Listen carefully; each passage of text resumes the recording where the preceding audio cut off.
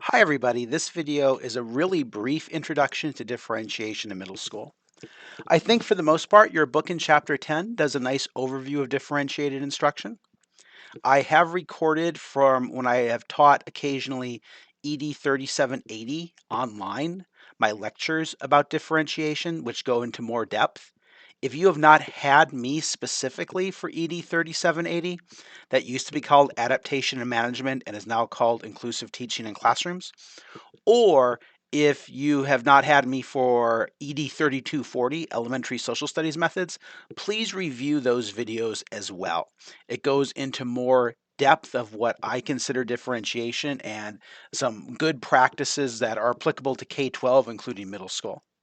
But here for the next few minutes, I want to talk more about middle school a little bit specifically and a little bit of middle school history. And I maybe should start the class. Maybe the next time I teach it, I'll revamp the order of things and start with history more and what a middle school is and all that good stuff. But regardless, traditionally in middle schools, academics were kind of denigrated just a little bit at least. They weren't seen as important. The social sphere was seen as much more important than the academic or the cognitive sphere. And this is probably a natural pendulum shift from the traditional junior high that was all about academics and not at all about social emotional issues. And for a while in the middle school movement, it swung, I would argue, too far in the opposite direction. And middle schools had a reputation of not being concerned with academics.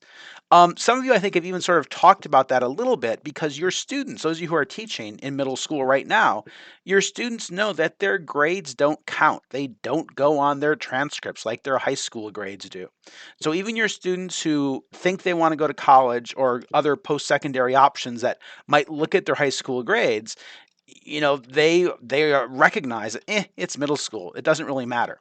And I think part of that almost comes from that past lack of emphasis on academics that occurred in the middle schools at sort of the height of the middle school movement.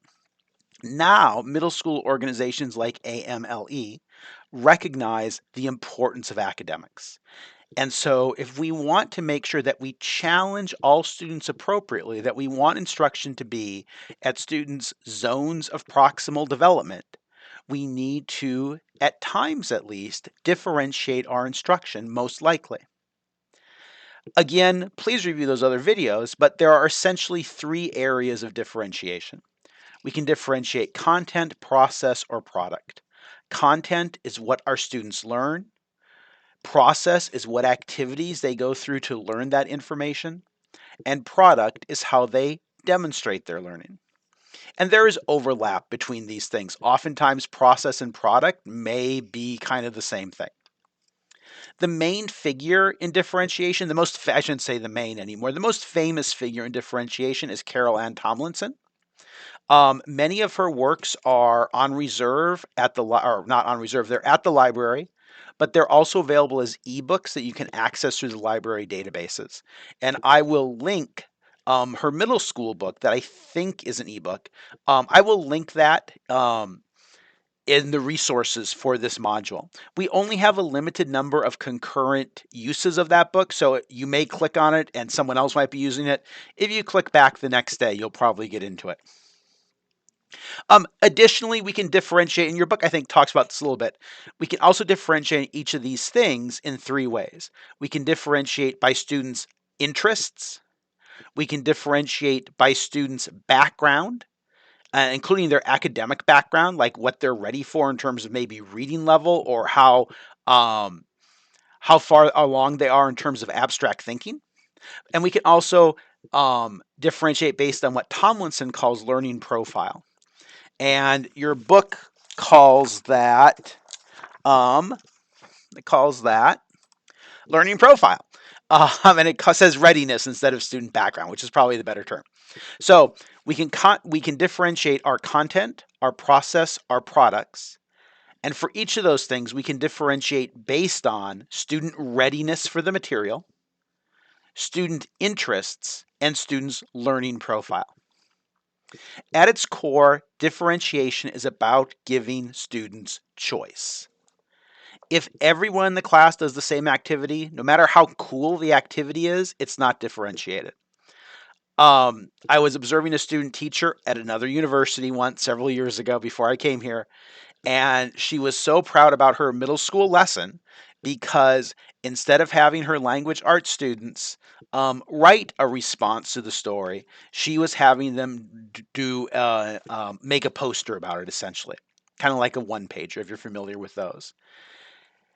And of course, when I observed it, the students were like, "Oh, we have to do one of these again," and they all did a one pager or a poster, whatever she was calling it. And at the end, she said, when I asked her about differentiation, she said, "Oh yeah, I differentiated because they all drew. They didn't write. They drew instead, so I differentiated." That's not differentiation. Now, it could be a good activity. It's awesome to have students draw sometimes. But if everyone is doing the same thing, if they're learning the same content, they're learning it the same way, and they're showing they're learning the same way, it's not differentiated, even if it's cool, even if it's different from what they normally do. Differentiation can also be limited. You do not have to differentiate everything. If somebody tells you that they do, you should encourage them to teach your class for a few weeks and to show you how to do it, because differentiating everything is an exercise in frustration. It is okay to limit student choice. When I say student choice, I don't mean that 35 students get to do 35 completely different things. I'm saying you can say you may do A or B. I'm also okay in saying that choice can be you determining it based on students' readiness and saying you are going to read this instead of this because that is what you are ready to read. You are going to do this series of math problems instead of that series of math problems because this is what you're ready for.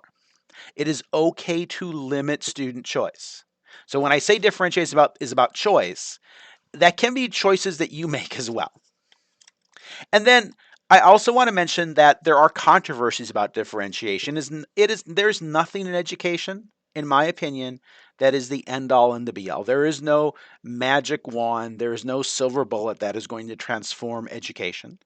Lots of people think that there is at times, and that's a good way to, publish a book and go on speaking tours and make lots more money than you make in the classroom. Um, but it's not.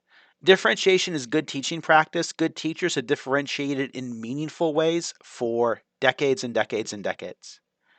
Some researchers argue that if we just sort of slap a label of differentiation and say we're differentiating, that's going to automatically meet the needs of all of our learners.